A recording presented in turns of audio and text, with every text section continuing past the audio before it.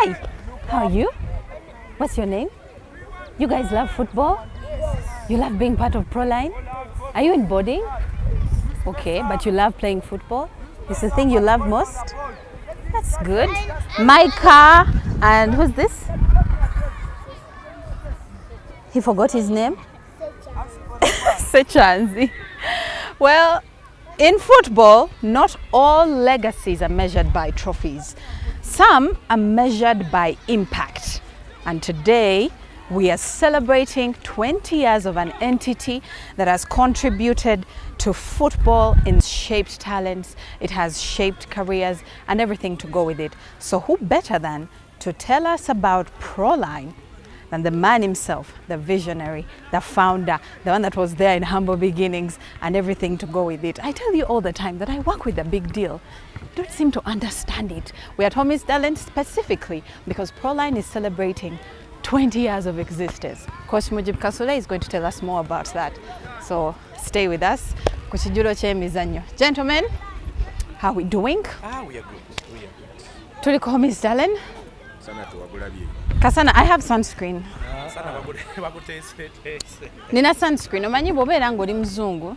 Weteekateeka. So if I don't have sunscreen, I get sunburned. Yes.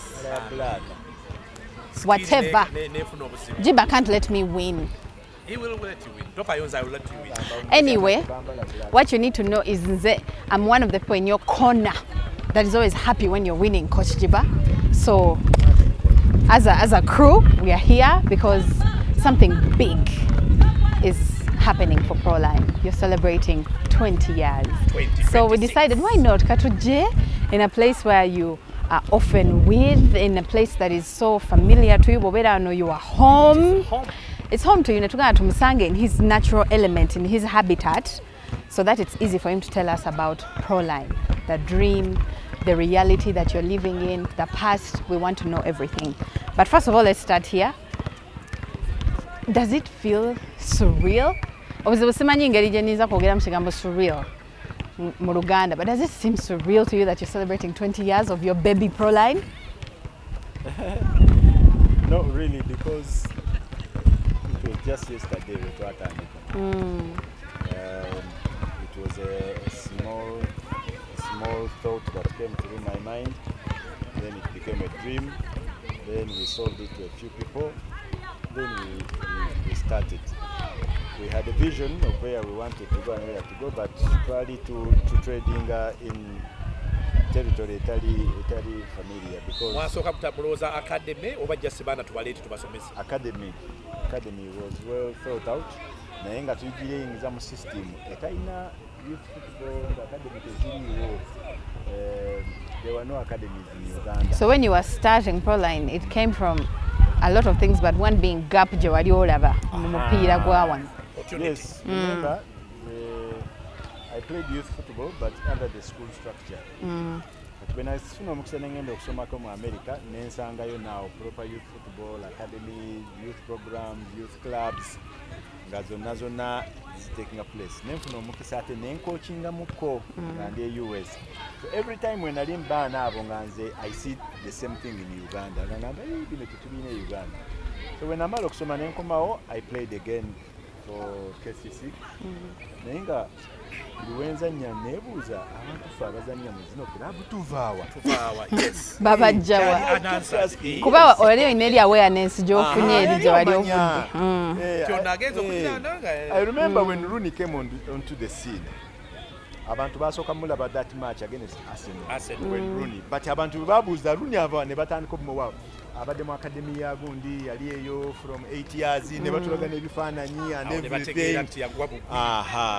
And so many others. Ba Fabregas baani olaba Messi ne program ye. So abaana nga balina gwana Uganda nga tewaliwo nga there's a disconnect. So when I nalizanya omupiira ng'era generally at that time omupiira gwali bubi nnyo. This was the time of Source. nga mwagala kiwa kintu Baffe. nga buli omu kimutamyeko gamba nange Bubaffe.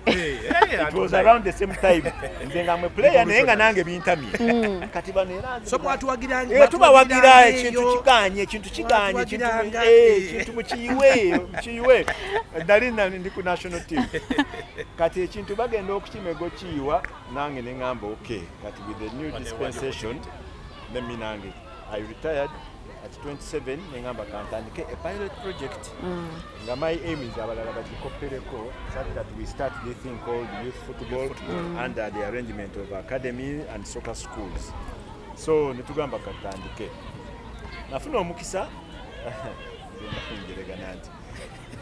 naina connection mu bantu bange ye Bungereza kati through those connections na meeting a Rio Ferdinand. It was shortly before nasinatandika Proline. Yes.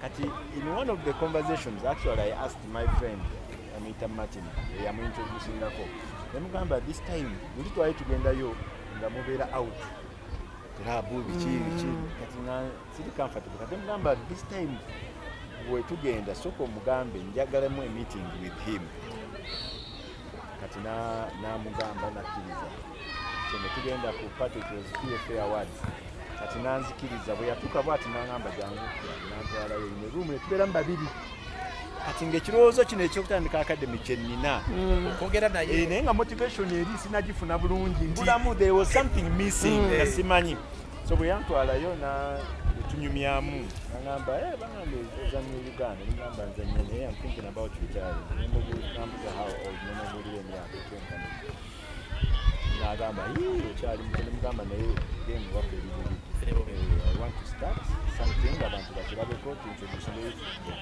Nemugamba but it's going to be very challenging. I will need people nga mwe abakinamu experience na chief for guidance and everything. Yankola because what nagamba start. We shall see. Just start. And that is something that I needed. Omuntu okugamba start. Oba yali motivation oba some kind of confidence. But the fact yangamba go and start. We will see how we can help. Ngoli motivated. Nzija wano nenkwata sente bwe nali maze okusoma awo story nagimyako before abazadde bange ne family bampa ebiki ebirabo mu birabo bampa ettaka nze nampa ne sente ntandika okola ki okuzimba ezo sente mu bipi nosirika zenatandika mu Proline muze yalinda kizimbe yalinda mulambuze ebiki naguze wazimbye dde kikyo ekisawe renting nkoze office byonna nabitandika abaana nawe mbasuza napangisa ennyumba wali ekyalo wajjala fulia But let me ask and I started that whole plan jewaina noga let me get this let me get that where did you learn that ani yakutunuza mu direction tubo tandika academy bino byewetaga kola boti sente weziti nali mbimanyi because nga wengambye nali mbirabye US ekirala I have done my coaching and I've been a player on top of that era ekyengamba abantu omuntu wobanga wasomako skills ezo zoyise zikuyamba abantu bangamba wasoma economics watusala ne magamba singa teyali economics dola inene teyandibaddewo the resources are big naye engeri zenzigabanyamu so it's a business mind so it was easier because nali ndabyeko kati around this time nali ngenze Bungereza emirundi n'emirundi nga I've gone to West Ham nondaba the way they did so I had an opportunity nti bali bakwano bawengambe they had introduced me ne confidence abazadde okuwa abaana kuba ogambi wagenda nopangisa ennyumba naki kyali wajjala you were starting oyina be watandika nabo abaana bugini pig faith eno nti yemujibu kasule kamuwa abaana ekintu kizibu bakuwa batya abaana for the first time abo be watandika nabo abaana katubaweeyo how do they do that kakati mu kutandika my aim was to get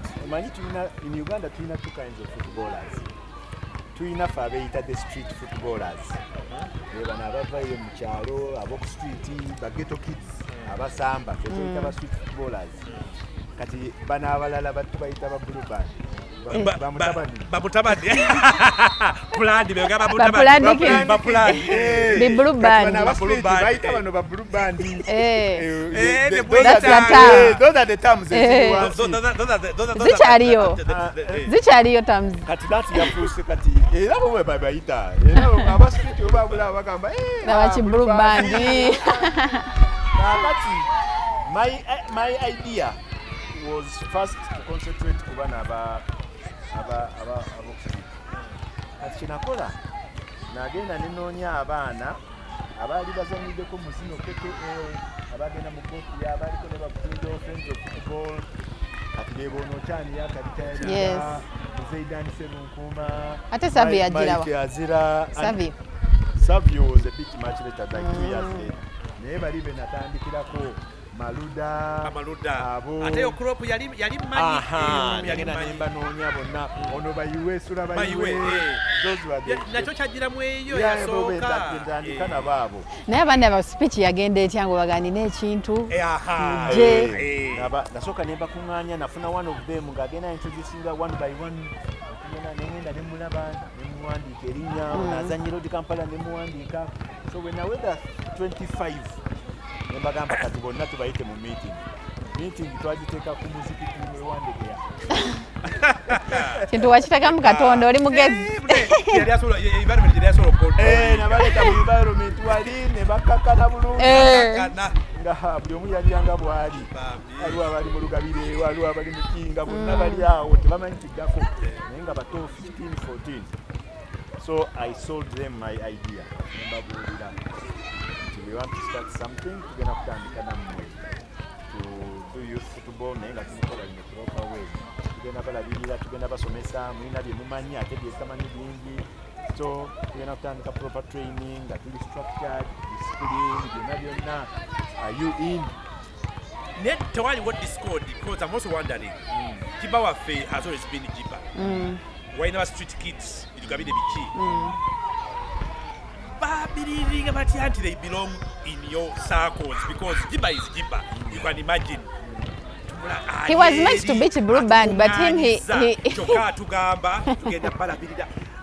getting that faith into one to belonging. I'm really curious. But I don't think they ever saw Jiba as blue band. It can be intimidating. What about Jiba intimidating? So I'm thinking these kids think, we really belong with this kind of guy. What did you do about you? Never feeling us so at home and so comfortable. They were tukira kati awo tukira nali captain wa KCC. So they had seen me. They had read in the news about me. Mupira, KCC, captain.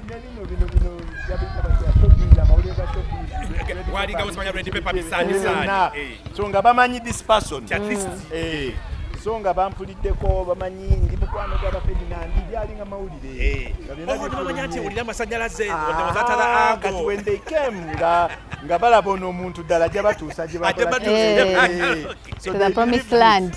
I had which we are teaching mwabadde mwogerako wali branding abazanyi you brand yourself. Yes. So I had the brand. Okay, yeah. They could easily relate with the product. Nga balaba nga bagamba galo yali bola. Exactly. So it was easy.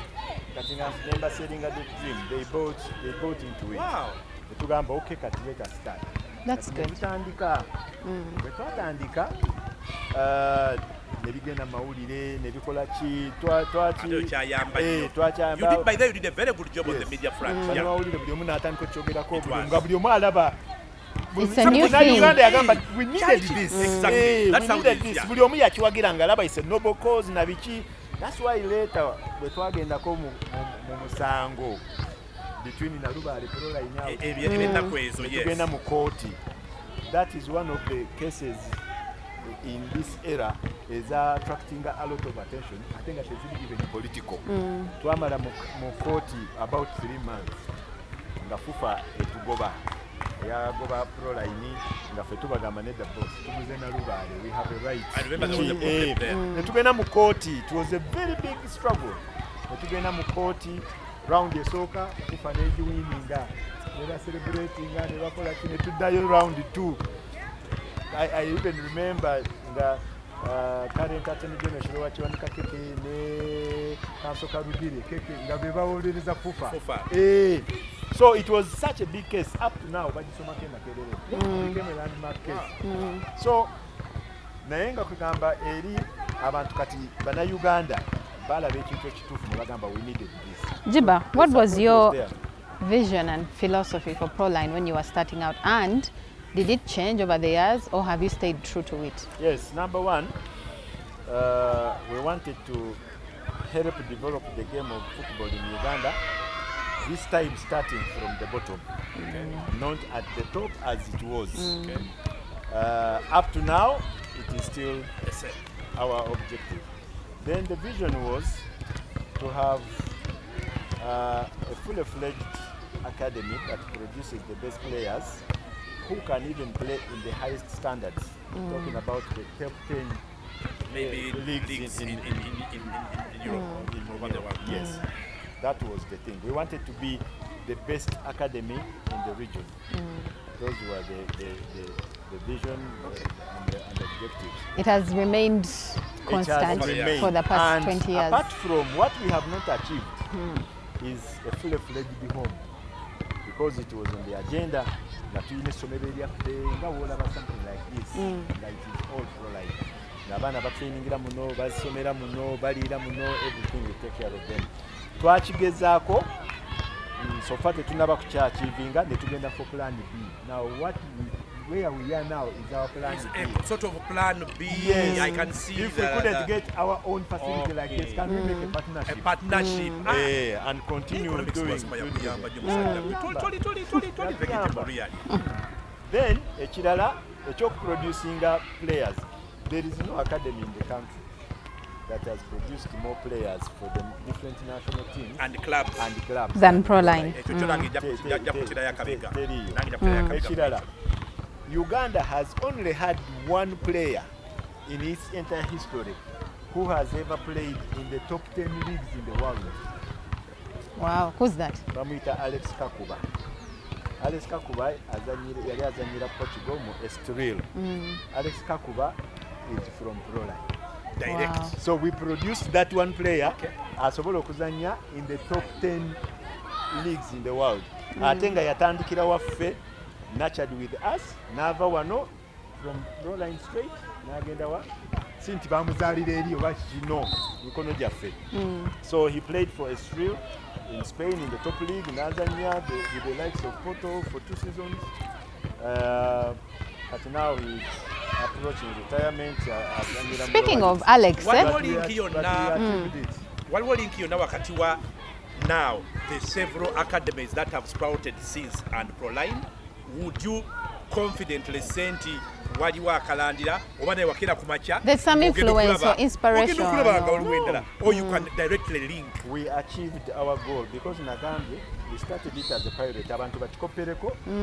So no copy would have been was successful. Yes. Okay. Yes. Because once we started, academies somebody also to chikola. Proline naffe katukole naffe then nestandika.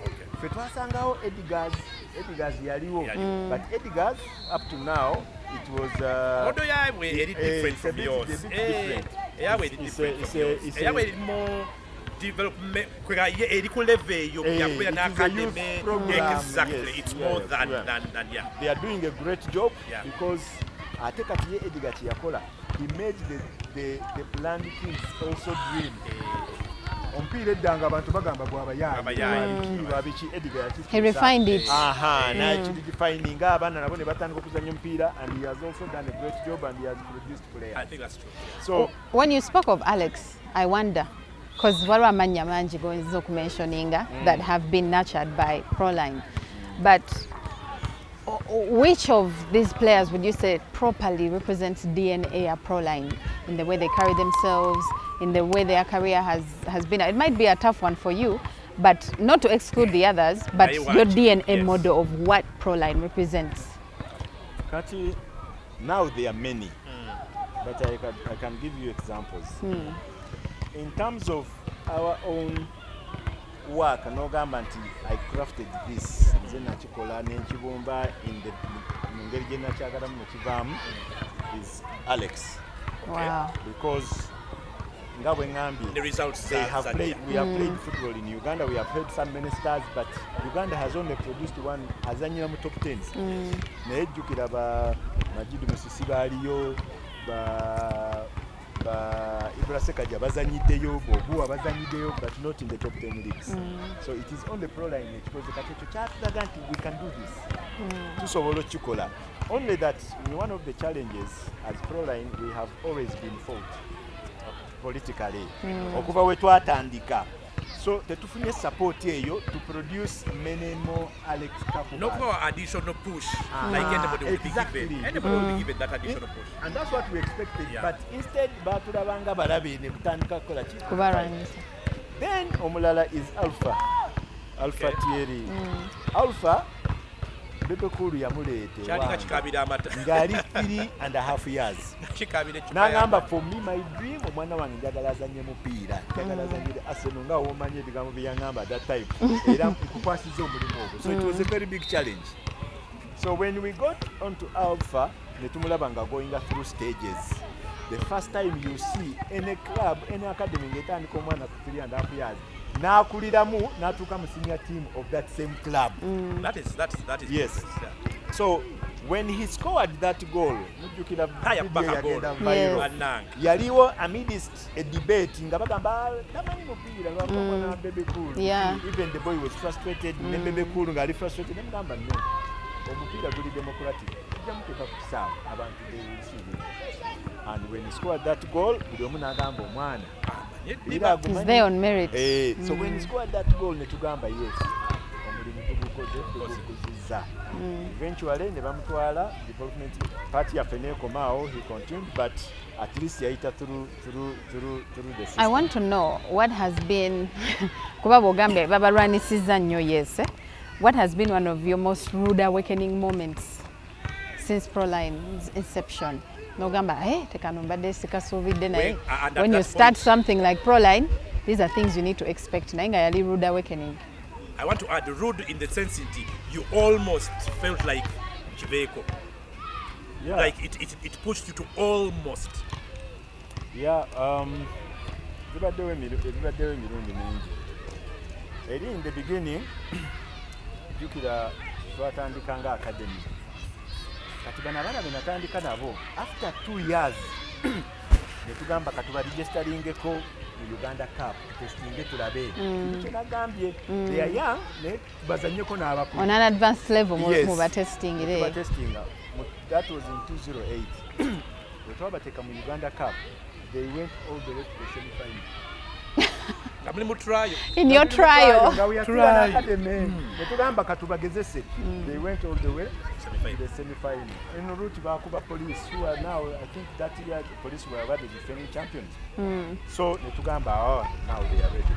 Now instead of losing them to the other club, let us find our own club to feeding it right into it.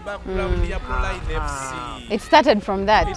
So this was a trial to lead to a bigger vision you had. Okay. First, netugamba tuyite mu first division qualifier dikira mini league ezabaawo. Netuzanya mini league nakawa. Netugenda mu mini league. What to say mini league? Omuntu najja nangamba who was part of the organizers nangamba mutawana. Someone confidently said that. Yes, he came and told me. Nagamba twabadde mu meeting and you have been flagged. Mutawana. Nagamba kati ngesagamba abaana bange nengamba kati participating. Kati immediately nenoonya plan nengamba let me just buy a club.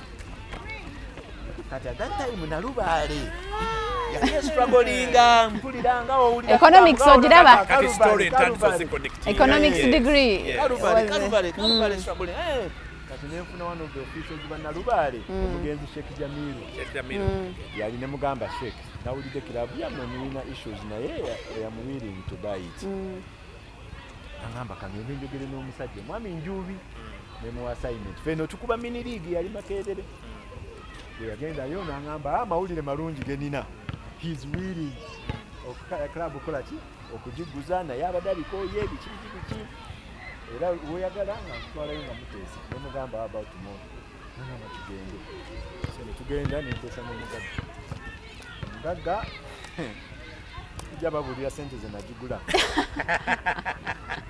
naye yambuuza, he was very good to me, yangamba nkumanyi, I have seen what you have been doing, biki ndaba bakulwanyisa nange mbikooye naye biki, because of that ngenda kuwa club sigenda kalubizo yakusasula sente mmeka. Ofa nga gogiteka ku meza. Yakuwa blank check. Nsooka nenjogera the lower. Andikira lower nyambo. Mulire kyagamba. Nayogera nangamba nzikiriza. Tutandikirao. Let's take a quick break. Tutandikirao. It's a good catch point. Atulaba, we're going to be back in a little bit. We are giving a tribute to Proline. They're making 20 years. Why not? Tovao.